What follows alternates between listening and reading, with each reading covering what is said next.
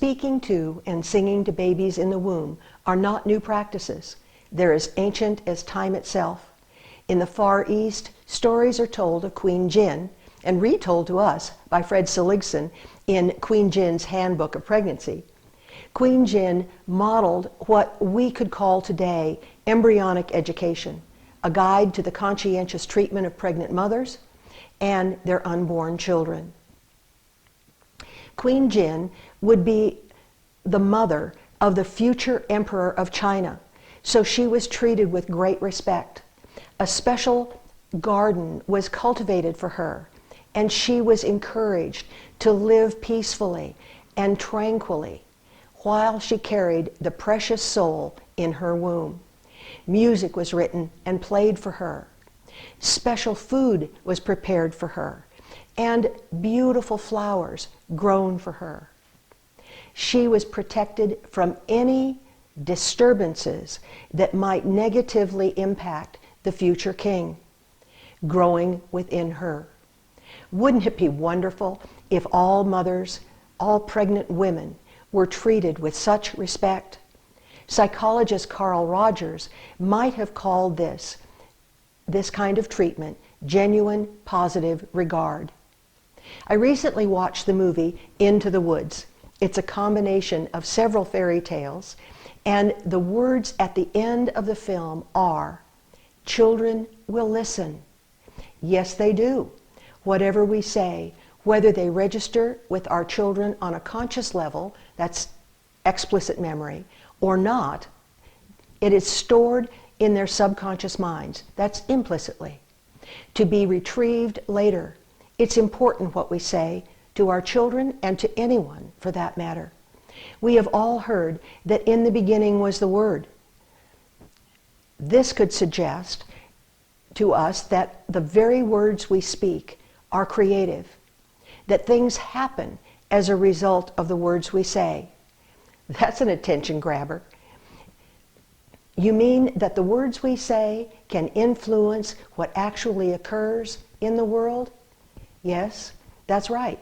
We are making impressions on our children's minds with the words we say to them and speak to others around them. As we regard the sounds and expressions that we all make as we communicate with each other, especially those of mothers or other primary caregivers, I would like to talk about the words that we choose to use. We'll talk a lot about this over time. First, let's look at the value of telling the baby about its birth. In today's technological society, many babies have their births disturbed. These are the result of scheduled cesarean sections, inductions, and interventions of all sorts. We seem to think that babies will not feel or remember what they experience. Almost 100 years of prenatal and perinatal studies are showing us that babies do remember. Dr. David Chamberlain's first book was called Babies Remember Birth. This implies that babies recall far more than the words they hear, but just addressing words for the moment gives us lots to think about. Babies love to be reassured that they are loved. A French psychiatrist soothes irritable babies in hospitals by telling them their birth stories.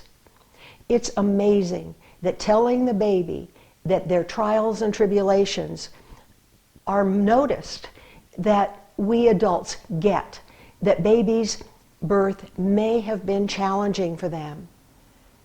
To tell the story from the baby's point of view, not saying that everything is all right now from an adult perspective, but acknowledging that baby may have felt afraid or experienced pain or felt cold or alone, can be calming and healing.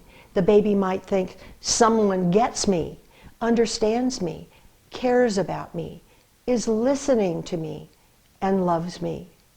Beyond telling babies their birth stories, choosing the stories you read to them, indeed every word you say to them, can help the love grow between you and your baby. Words matter.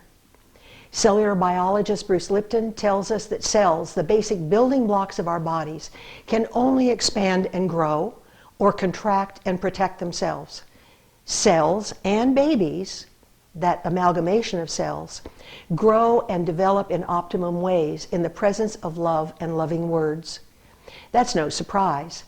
So pregnant mommies can begin by thinking or saying to their babies, "I love you. I'm here for you. I can hardly wait to hold you in my arms." These words let babies know they are wanted. We'll address unintended pregnancies another time. For now, let's focus on using loving words. Daddies, partners, grandparents, or anyone supporting a pregnancy can contribute tender words to the gestating baby's environment.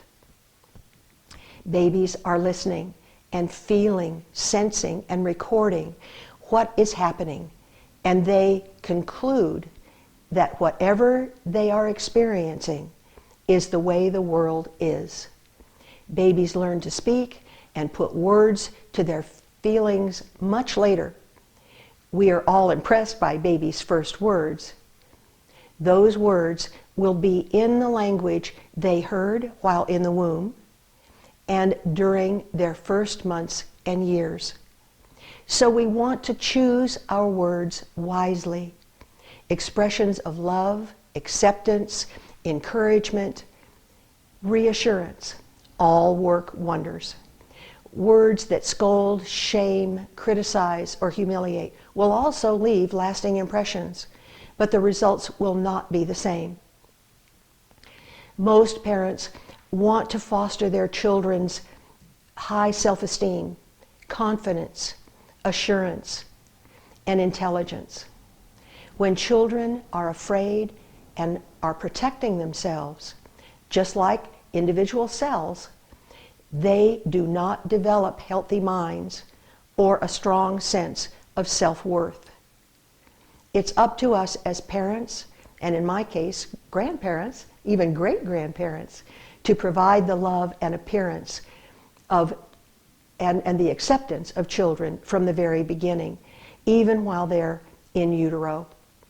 Those goals are accomplished by kind and encouraging words. Thank you for being with me and being open to these ideas. I look forward to sharing more ideas with you about babies and what we are learning from them.